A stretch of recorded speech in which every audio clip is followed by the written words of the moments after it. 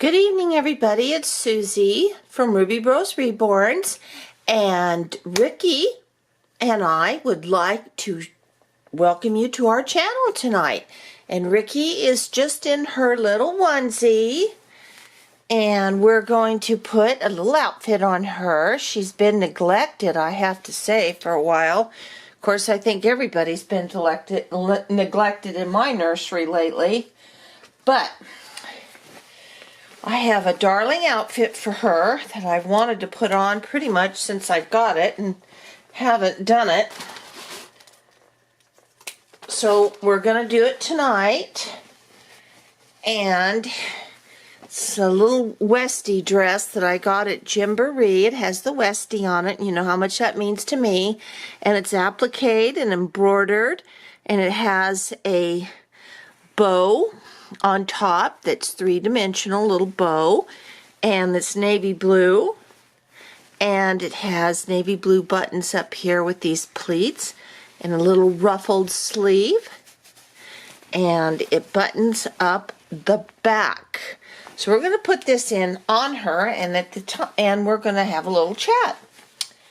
And I have decided that I'm hopefully going to do a weekly, and hopefully it'll be on Wednesday because that seems to work for me, little segment of something to discuss, and it has absolutely nothing to do with reborns. It's just something that I found in the news that I thought was something very interesting to discuss, and I don't know how I'm going to title this Headline Wednesday. And tonight we're going to talk about, there was two things I found today that was really, truth is stranger than fiction, honestly.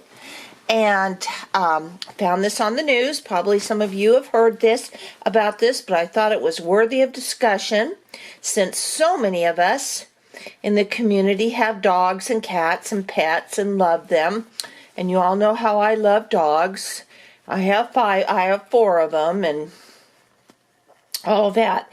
Well, this is about the headline that, well, first off, when I go to work in the morning, when I'm turning my computer on and I'm getting into my office email, which is tied to Yahoo, I see the Yahoo news clips that come up. And sometimes usually one of them that comes up will catch my eye, and I'll take a moment to read it. Well, this today really did catch my eye, and that was the news about the puppy, the 10-month-old French bulldog that the United stewardess put in the overhead bin, and the pup from a flight from Houston, Texas to LaGuardia, New York. And by the time they got there, the puppy was dead. And so it was a horrible thing, that poor little puppy. And of course, it's a big commotion because of United and the stewardess that put that puppy in the bin, the overhead bin. And in spite of the owners of the dog that are on the airplane saying there's a dog in there, and of course I'm sure she got very disciplined about it, and United has apologized. So I just want to discuss, I've been thinking about this, and at first I was just absolutely flabbergasted and so upset with that stewardess and United and the whole thing, that this poor little puppy had to die in that overhead compartment on the plane from just ridiculous negligence. Well, first, before we go on, this is the sweater I'm putting on her. She has Rikki, unfortunately, has 3/4 arms and 3/4 legs. And so she can't wear sleeveless things or even this short without having something underneath it. But on this sweater I got at the Gymboree sale that goes with it specifically because of this, and it has the little Westie poking out of the pocket. Oh, so cute. So anyway, back to the dog. So I got thinking about it. When I calmed down enough and I thought about it, first off, yes, United Airlines and the stewardess were, well, the stewardess was very stupid. However, the owners are, you can imagine those owners are going to sue like crazy over their beloved little bulldog. Okay, but I want to address the owners for a moment. It was a woman that had a newborn baby and her daughter, her 11-year-old daughter, that was on this flight. First off, I don't know any one of you, and I know if it was me, if I had a puppy in a bag in my purse and had it underneath the seat like it was supposed to be, there would be no way, and I don't want to use a swear word, but I'm going to say, there'd be no way in heck that I would allow that to happen. And I'm pretty sure that all of you feel the same way. We would have stood up, thrown a fit, and said, there's no way that dog is going up there. I'm sorry. If I get kicked off the plane, I get kicked off the plane. But as soon as you do, they know that you're going to go straight to the press and tell them what happened. So, now I'm going to put these little lacy socks on her. And we need to get her shoes. So then, and this woman just kept saying, oh, there's a dog in there, there's a dog in there. And the stewardess or the flight attendant apparently did not acknowledge that. Hold on just a second. Okay, I had to get her little walker shoes. I love these shoes on Rikki. So, I'm not understanding why that woman didn't stand up in the aisle and say, I am sorry, you are not doing that. And under the regulations of United, I can have my dog under the seat in front of me. And so you cannot deny this. And if there was a problem, I would have gotten another stewardess. And, maybe, United has been having a field day lately of kicking people off of planes, apparently. Well, so be it if that happens, but I'm not jeopardizing my 10-month-old puppy to this. Okay, so I got thinking about this and I thought, there's a couple of problems here. For one, you know that I breed Westies on occasion, and there has been occasions where I had these on the wrong feet, Rikki. What the heck? Where I have the owners, instead of me, I don't like to ship the puppies, and instead of them flying down and flying back or driving on the western coast, from here to Seattle, from California to Seattle or someplace, a lot of times they'll buy me a round trip ticket, and I will fly up there with the puppy in the cabin with me. Okay, now this I've done a few times. Now, in order to do that, there are certain regulations you must follow. Number one, you have to have the appropriate little crate to put them in to go in the cabin. And it has to be airline approved.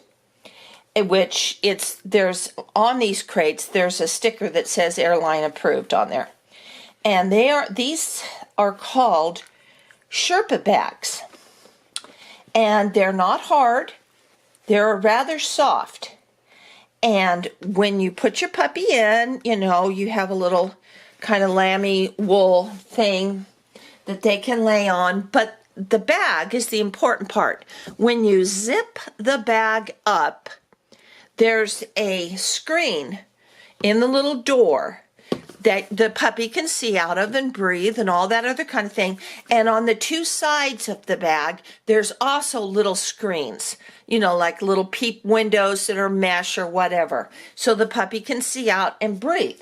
So you put your puppy in there, you take it up to, you get on the plane, and it goes right underneath the front seat, like how you can stow your baggage, and it just fits perfectly in there. And the puppy, I've never had a puppy that didn't do this. Once they got up there and the plane took off, the sound, they slept the whole trip. And you never heard a peep or a bark or anything, because the engine is so loud. It has that mesmerizing, kind of hypnotic way about it, to put you to sleep. And the altitude puts the puppy to sleep too, hopefully, or your kitty, whatever you're taking. And that's where it stays. There's no problem. But those bags need to be,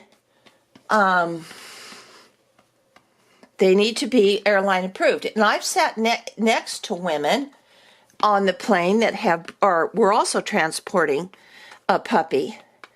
And they had the Sherpa bags. And how did I know it was a puppy in there?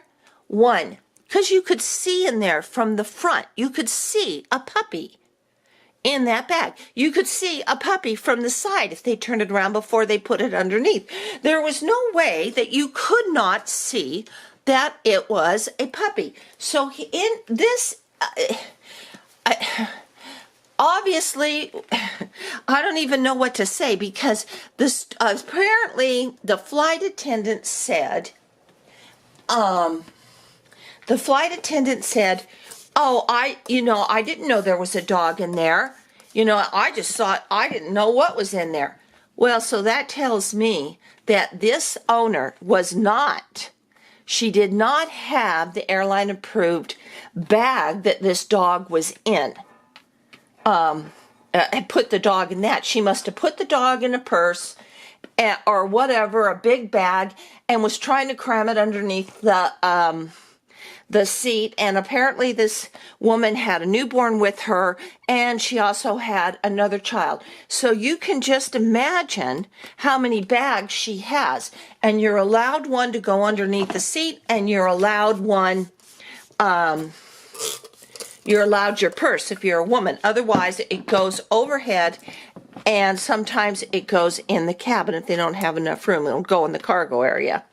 So that right there tells me, if that flight attendant did not know that there was a puppy or a dog in the bag that she took from that lady and said it needs to go in the bin, it's telling me that this woman did not have the appropriate bag to get this puppy on the plane. And she could get it through security. She just takes the puppy out, and the security people don't pay any attention. They just want the puppy out. But they're not paying any attention on what bag she's putting it in. They're just filing them through. So she gets on the plane. She doesn't have the correct bag that the puppy's in, which really bothers me anyway, because how is that puppy going to breathe? It didn't have that little vent in the front. And she's probably going to just unzip the top of it, and she was just going to put it underneath the seat. So along comes the flight attendant, and my goodness, you look so gorgeous. So here comes the flight attendant, and she's saying, okay, you've got enough stuff here, between your baby, your diaper, the diaper bag, your purse, and everything else. Something needs to go up on top. So she chose the bag that the puppy was in, not realizing there was a puppy in it, because the Sherpa, it was not an airline approved Sherpa bag that puppy was in. Because there's no way it could have been, you guys, because If it was she would have seen right away there was a puppy, and there's no way that flight attendant would have put a puppy up there in the bin. And this woman, maybe, she was a Hispanic woman.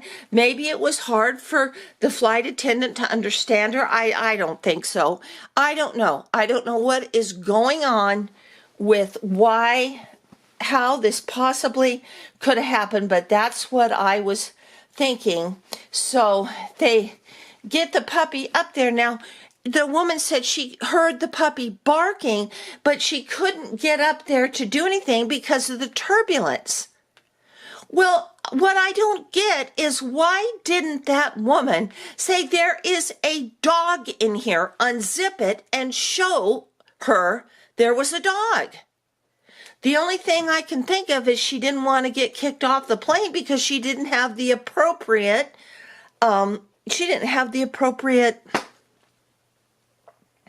transportation bag carrier, and which her daughter could have, her 11-year-old daughter could have brought that on the plane like that. So I'm not understanding. I don't get it.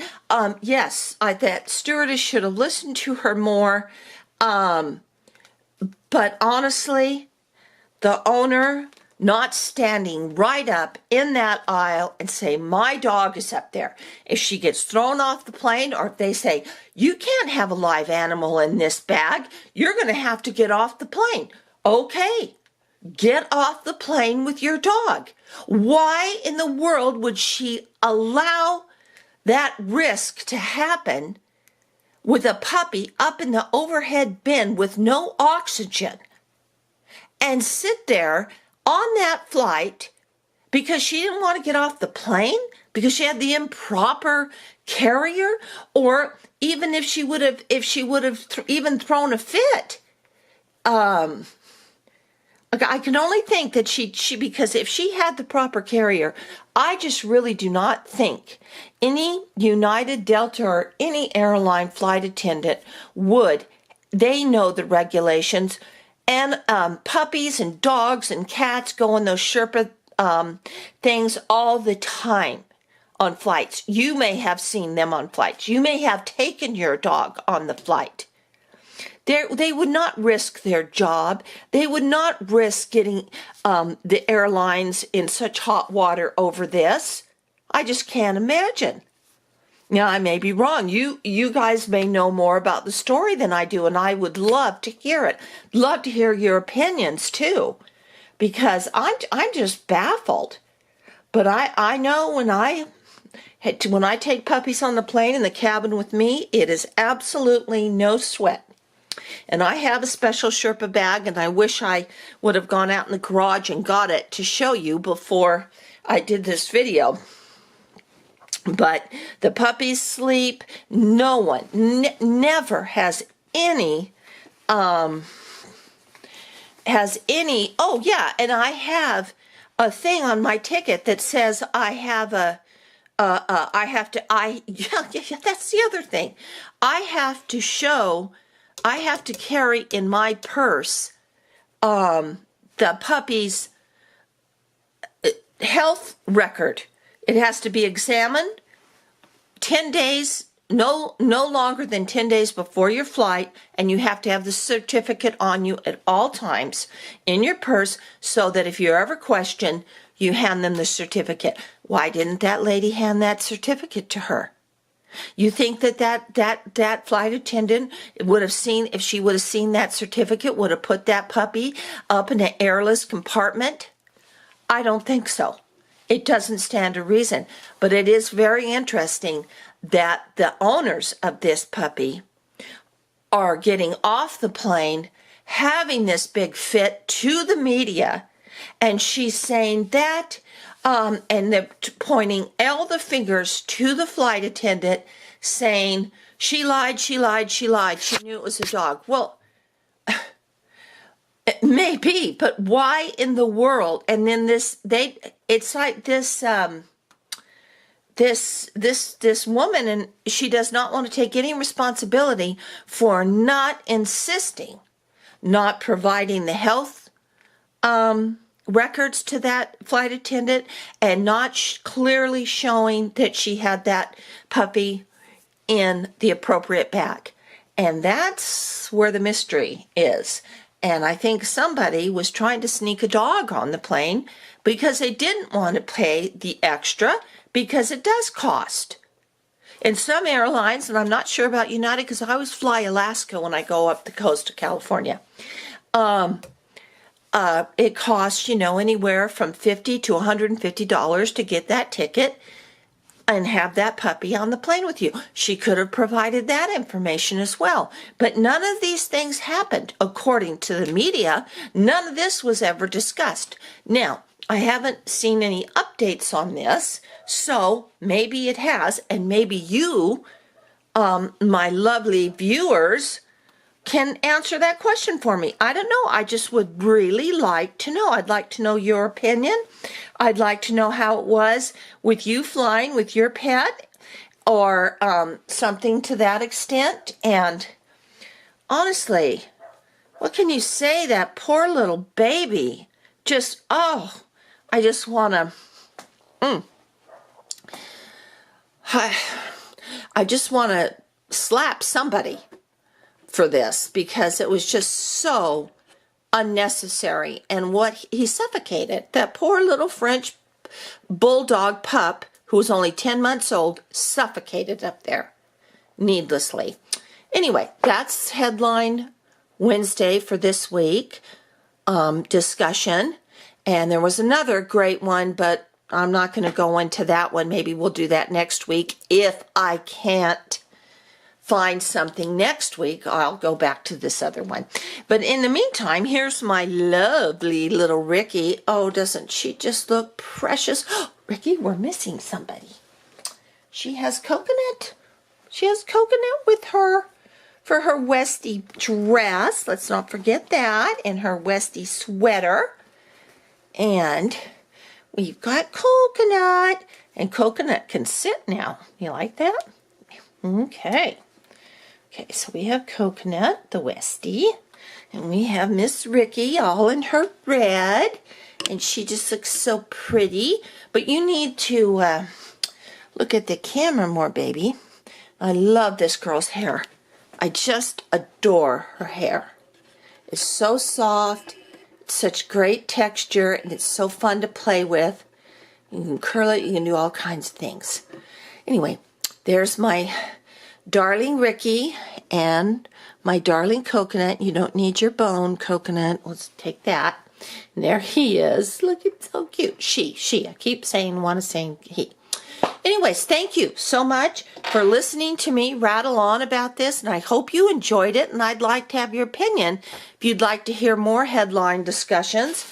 And thank you for my subscribers and my new subscribers. Please stick with me, and we'll be back soon.